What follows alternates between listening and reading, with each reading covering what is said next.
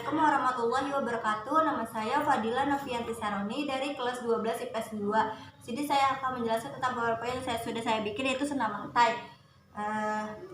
Selanjutnya, senam lantai merupakan cabang olahraga akrobatik yang di atas lantai tanpa menggunakan alat bantu apapun. Biasanya senam lantai itu juga dilakukan di atas matras tipis yang berfungsi untuk mencegah benturan keras tubuh dengan lantai sehingga mencederai bagian tubuh. Terus senam lantai ini juga dikenal sebagai olahraga yang dapat melatih kekuatan, juga keletukan otot. Tak hanya itu, senam lantai juga melatih keseimbangan tubuh dengan berbagai kondisi. Senam lantai memiliki berbagai macam gerakan yang dapat dilakukan untuk berlatih dan berolahraga setiap harinya. Selanjutnya,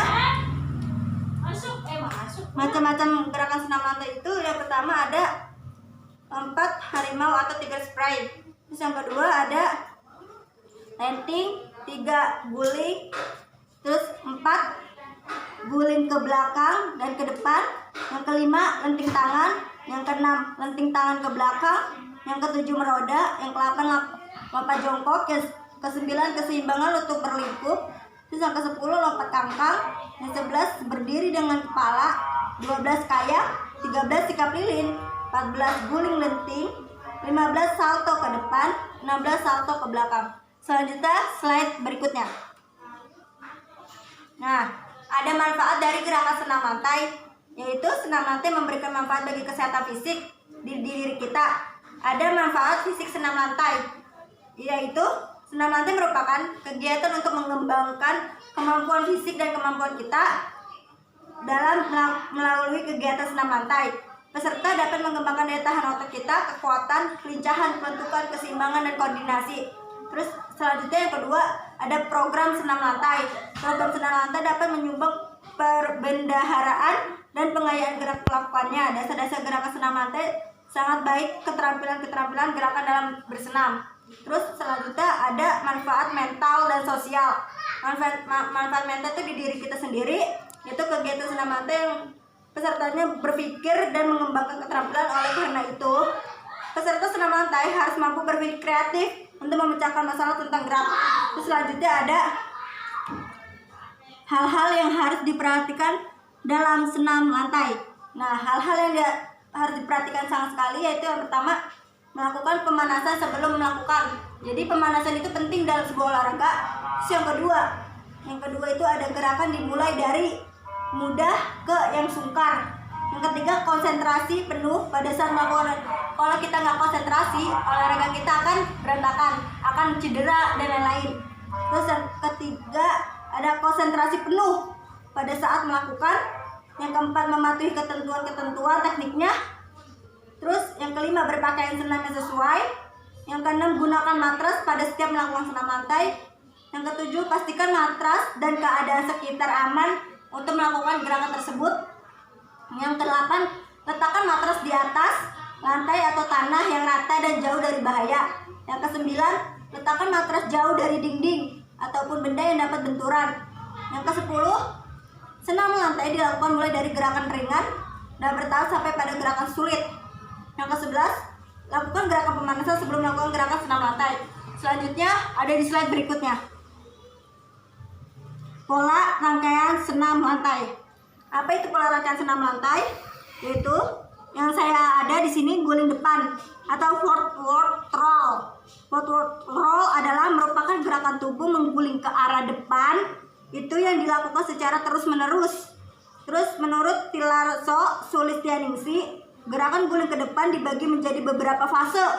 Apa aja nih? Nih, ada hal yang harus diperhatikan ketika melakukan gerakan guling ke depan, yaitu ketika berguling bertumpu pada kedua tangan.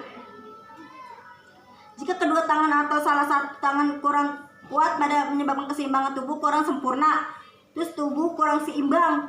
Keseimbangan diperoleh jika tumpuan kedua tangan dapat dilakukan dengan sempurna. Posisi tangan yang kurang sempurna menyebabkan keseimbangan terganggu.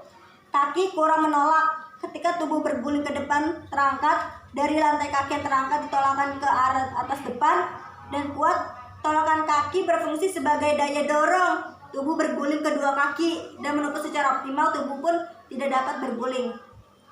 Selanjutnya ada slide berikutnya. Ini slide tambahan dari slide tadi, guling belakang backward throw. Apa itu guling belakang backward throw? Saya akan menjelaskan. Guling belakang merupakan salah satu gerakan atau bentuk latihan gerakan tubuh berguling ke arah belakang. Terus tumpuan tangan kurang kuat. Ketika tubuh berguling ke belakang, kedua tangan sebagai tumpuan tubuh dan daya tolak tubuh ke belakang. Yang kedua tangan tidak menolak. Salah satu fungsi tumpuan tangan adalah untuk menolak tubuh ke belakang. Yang ketiga, posisi tumpuan tangan kurang tepat. Tumpuan tangan yang terlalu melebar dari tubuh akan menyebabkan kekuatan tangan untuk menolak hilang. Terus selanjutnya ada ke-5, kedua kaki tidak melecut. Lecutan kedua kaki bertujuan sebagai gaya dorong untuk ke arah belakang. Seperti ini ya teman-teman. Terus ada di slide berikutnya, yaitu guling lenting. Apa itu guling lenting? Itu merupakan gerakan melentingkan badan ke depan dan melemparkan kedua kaki dan tolakan kedua tangan. Hal-hal yang harus diperhatikan dalam guling lenting itu tumpuan kedua tangannya, yaitu guling lenting diawali dengan sikap berguling-guling dengan seperti biasa dengan melakukan kedua tangan di samping badan berfungsi sebagai tolakan atau tumpuan ketika berguling. Lecutan kedua kaki itu ketika tubuh mulai berguling, punggung pun menyentuh matras, kedua kaki lecut dan kaki ke arah atas depan yang dilecutkan oleh tolakan kedua tangan. Yang ketiga, posisi badan. Posisi badan itu ketika dilentingkan ke atas depan, tubuh melenting mengikuti gerakan kaki, jadi diperlukan kelenturan. Terus yang selanjutnya ada kayang. Apa itu kayang? Jadi kayang merupakan suatu gerakan senam lantai, posisi kedua kaki dan tangan menunduk pada matras dengan posisi terbalik. Kayak seperti ini ya teman-teman. Gitu. Nah, kayang tersebut banyak hal-hal yang harus diperhatikan nih. Yaitu pertama, kelenturan tubuh. Jika tubuh kurang lentur, maka akan mengalami cedera. Itu harus diperhatikan. Komponen kelenturan dan kekuatan tubuh berperan dalam membentuk sikap kayang yang sempurna. Jadi kayang yang sempurna itu dia semakin lama semakin mengenakan badan, jika tidak dia akan mengalami cedera sangat berat. Terus ada kekuatan tangan dan kaki. Sikap kayang membutuhkan kekuatan kedua kaki dan tangan juga berfungsi untuk mengangkat tubuh ke atas. Terus istilah terakhir itu ada merancang keterampilan gerakan senam lantai. Nah, merancang keterampilan gerakan senam lantai seperti yang ada di PPT ini yang saya suruh buat. Itu ada apa aja? Merancang keterampilan gerakan loncat harimau, itu spring tiger. Terus loncat harimau merupakan gerakan melompat yang menyerupai harimau. Badan harimau seperti itu ya teman-teman, gini nih. Tuh.